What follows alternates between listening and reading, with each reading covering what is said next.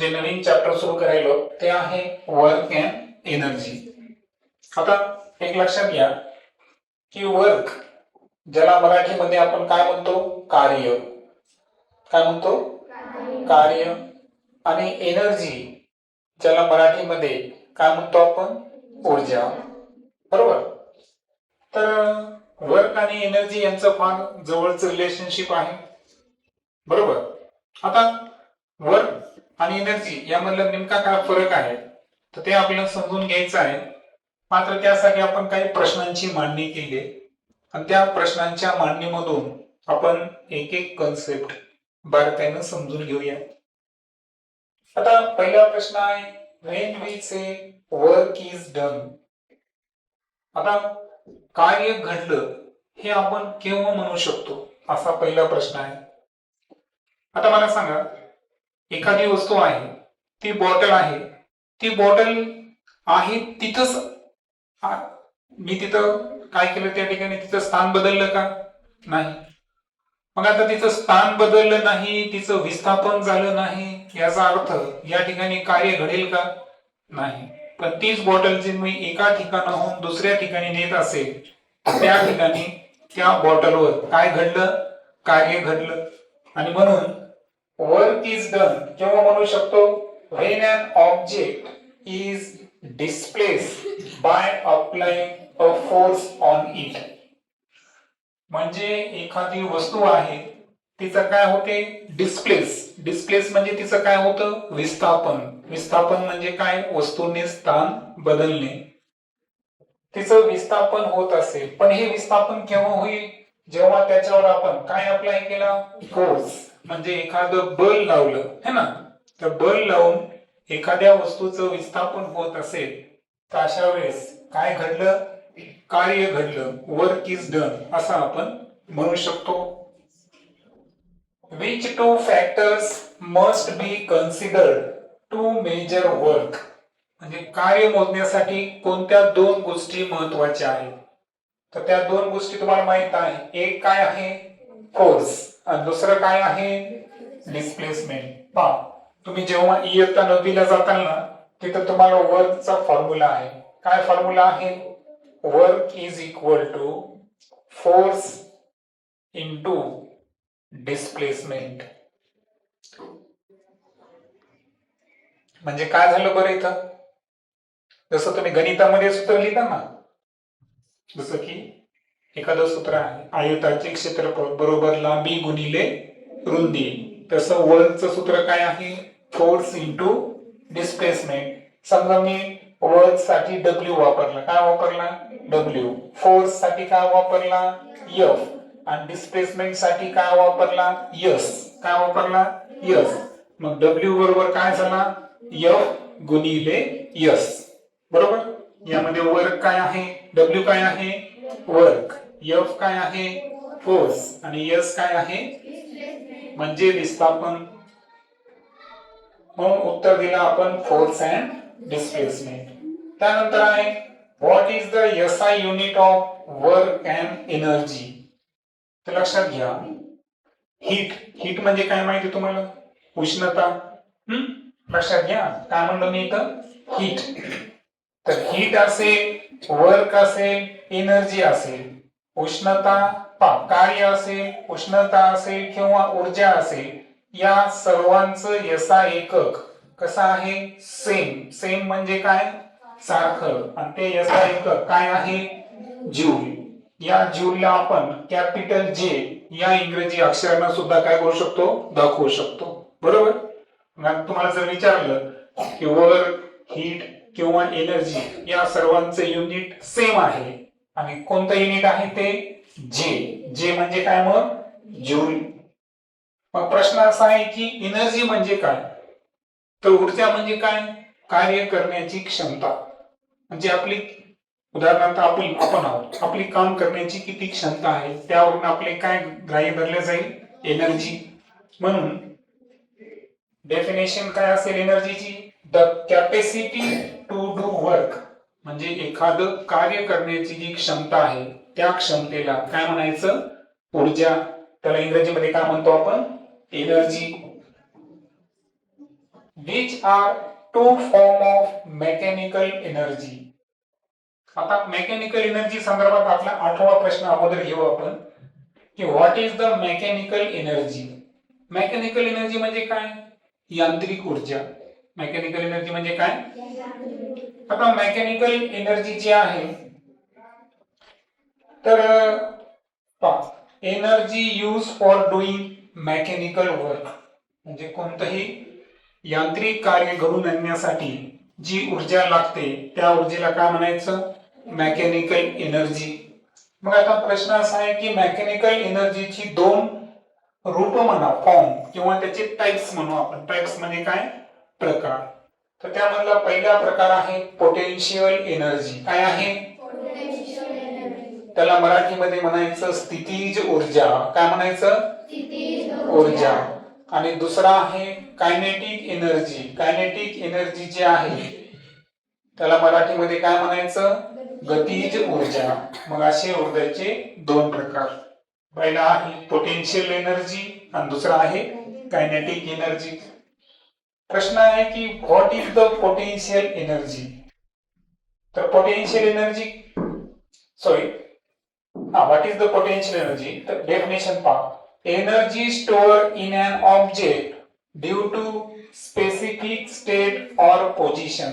म्हणजे एखादी विशिष्ट स्थिती किंवा एखादं विशिष्ट स्थान यामुळे कोणत्याही पदार्थामध्ये जी ऊर्जा साठवलेली असते त्या साठवलेल्या ऊर्जेला काय म्हणायचं? Potential energy. जसं एखादा हौद आहे, त्या हौदामध्ये पाणी भरलेलं आहे, ते पाणी वाहत आहे का? नाही, स्थिर आहे. मग स्थिर पाण्यामुळे त्या हौदाच्या पाण्यामध्ये कोणती एनर्जी आहे? Potential energy. बरोबर. म्हणजे जी वस्तू स्थिर असते, स्थिर म्हणजे कशी? स्टेशनरी. ती गतिमान आहे का? नाही. तर स्थिर वस्तूमध्ये असणाऱ्या ऊर्जेला काय म्हणायचं आपण? Potential energy. तुम्ही जेव्हा 9वीला जाताल ना तेव्हा पोटेन्शियल एनर्जीचा एक फॉर्म्युला तुम्ही लर्न करणार आहे. mgh. m म्हणजे काय? त्या वस्तूचं मास. मास म्हणजे काय? वस्तुमान. मास म्हणजे काय? वस्तुमान. म्हणजे m म्हणजे काय सांगा? m काय आहे? मास. त्यानंतर g जे असतं त्याला म्हणायचं ऍक्सिलरेशन ड्यू टू ग्रॅव्हिटी. काय म्हणायचं? Acceleration due to gravity. म्हणजे पृथ्वीला कोणत्याही वस्तूला जे वजन प्राप्त होतं ते कशामुळे होतं? ग्रॅव्हिटीमुळे. जसं की त्याची व्हॅल्यू जर पाहिली आपण जी ची व्हॅल्यू तर ती असते 9.8 metre per second square. Okay. So पुन्हा एकदा वाटल्यास मी तुम्हाला काय करतोय व्यवस्थित व्हॅल्यू लिहून देतो. पहा जी ची व्हॅल्यू जी आहे ना ती आपण आवर्जून लक्षात ठेवायची. दुसऱ्या पेन लिहून देतो वाटल्यास. पहा जी ची जी व्हॅल्यू आहे ती किती सांगितली मी तुम्हाला? 9.8 मीटर पर सेकंद स्क्वेअर एवढी व्हॅल्यू असते. आणि जी एच दिलेली आहे तुम्हाला सूत्रामध्ये, हे एच म्हणजे काय असतं माहितीये का? हाईट. हाईट म्हणजे काय? उंची. म्हणजे जमिनीपासून है ना, अर्थच्या सरफेस पासून एखादा ऑब्जेक्ट किती हाईट वर आहे ते सुद्धा आपण विचारात घेतो. मग पोटेन्शियल एनर्जी सूत्र काय सांगितलं मी तुम्हाला? mgh. m म्हणजे वस्तुमान, g म्हणजे ग्रॅव्हिटी किंवा त्याला ऍक्सिलरेशन ड्यू टू ग्रॅव्हिटी म्हणतात. तिची व्हॅल्यू किती आहे? 9.8. आणि h म्हणजे काय? हाईट. यावर काय डिपेंड असते? Potential energy. त्याला शॉर्टकट मध्ये काय लिहू शकतो आपण? PE. त्यानंतर आहे what is kinetic energy. Kinetic energy म्हणजे काय? गतीज ऊर्जा. आता एखादी वस्तू गतिमान असेल तर गतिमान वस्तूमध्ये असणाऱ्या ऊर्जेला कोणती ऊर्जा म्हणायचं? Kinetic energy. पहा, the energy obtain from motion is called as kinetic energy. म्हणजे एखाद्या वस्तूला तिच्या मोशनमुळे, मोशन म्हणजे काय? गती. गतीमुळे जर ऊर्जा प्राप्त होत असेल तर त्याला काय म्हणायचं? Kinetic energy. याचं सुद्धा सूत्र आहे पहा. कायनेटिक एनर्जीचं सूत्र काय आहे माहितीये का? पुढे चलून शिकणार आहे तुम्ही. 1/2 mv². आता m म्हणजे माहिती तुम्हाला, m म्हणजे काय असतं, मास.